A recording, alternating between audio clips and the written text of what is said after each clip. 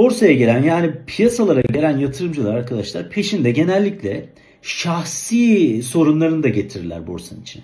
Sanki yani o borsa onların şahsi sorunlarını çözecekmiş gibi düşünürler. Arkadaşlar bakın borsa sadece alım satıma girilen bir yerdir. Yani benim şahsi sorunlarımı çözemez. Senin de çözemez. Onun için kafan çok dingin olması lazım. Yani borsaya girdiğinde başka hiçbir şey düşünmeyeceksin. Alacağın hisse senedini araştıracaksın veya işlemciysen, tradersen yaptığın işlemin üstünden gelmeye çalışacaksın. Ve şöyle bir şey var.